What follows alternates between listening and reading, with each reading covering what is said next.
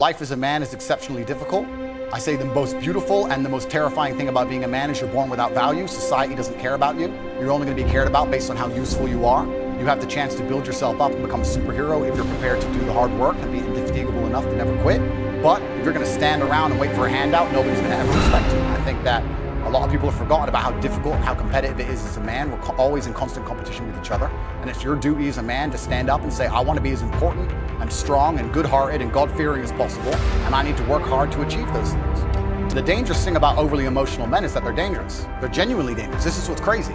All these people who talk about toxic masculinity and how bad it is for men to be traditionally masculine. A traditionally masculine man does things he doesn't feel like doing because it is his duty to do them. He charges into the burning building because it is his duty. Not because he feels like it, because it is his duty. We're now teaching the new generation of men that they don't have duty and they can just act on their feelings and act how they feel, and they don't have to act as a man should. Do you know what happens when you get men who just act how they feel?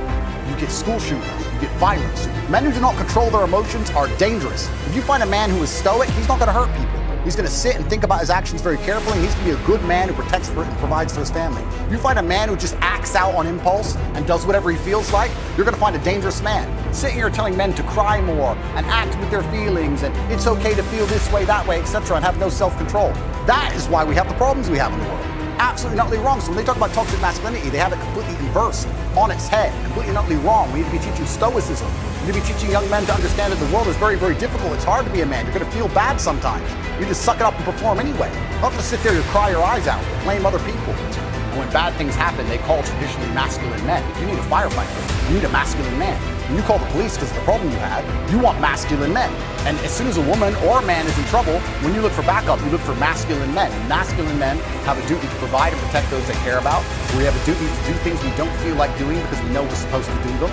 And that's why we stayed in the Titanic and died. The real problem with the world is that there's an epidemic of cowardice. Men are cowards. We have an epidemic of cowardice. Everybody is so afraid. It's on the other side of fear that you're going to garner the respect of other individuals. You have to do things that they're afraid to do, meaning most likely you are also afraid. I've done a bunch of shit. I was afraid 87 times before I got in the ring and cage. It's scary, right? I lived a scary life. But by going through all of that, I am now respected. You have to learn to face your fear. I'm not saying not be afraid, because that's not brave. If you do something and you're not afraid, you're not brave. You have to be afraid and do it anyway. That's what courage is. So I'm not saying you can be as scared as you want, but you still have to go. We're living inside of a video game.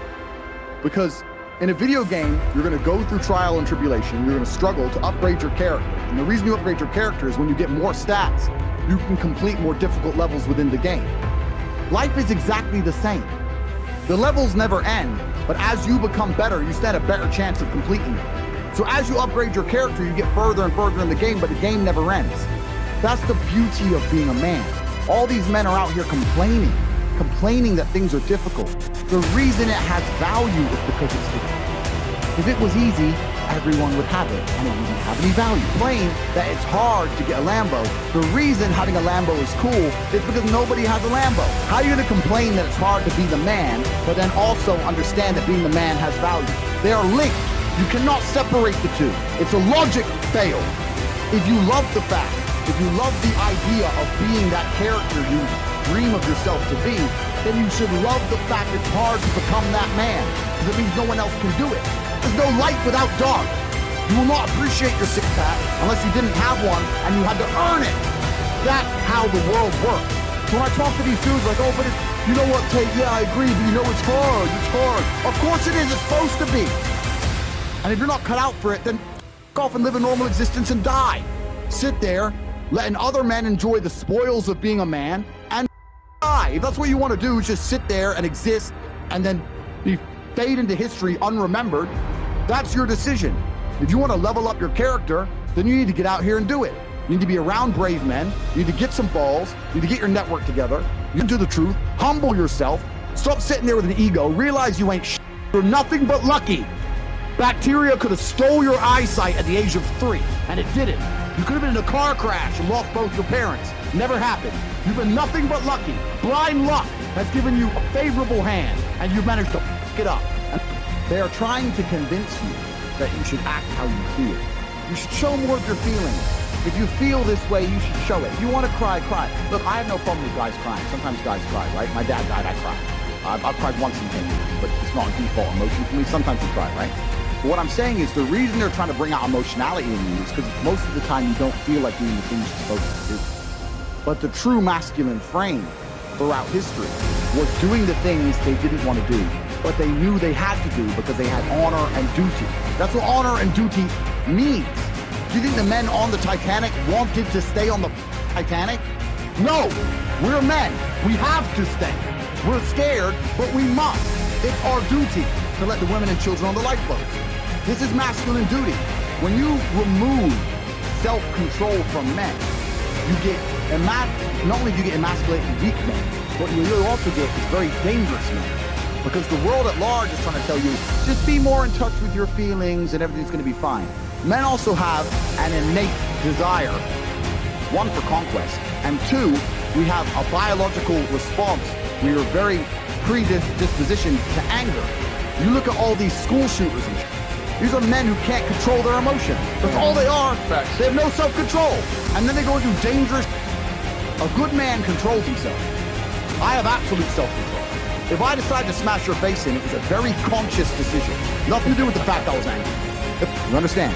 Emotional control is absolutely and utterly important as a man. Now, I'm not saying become a stoic dork, have no personality, be a boring.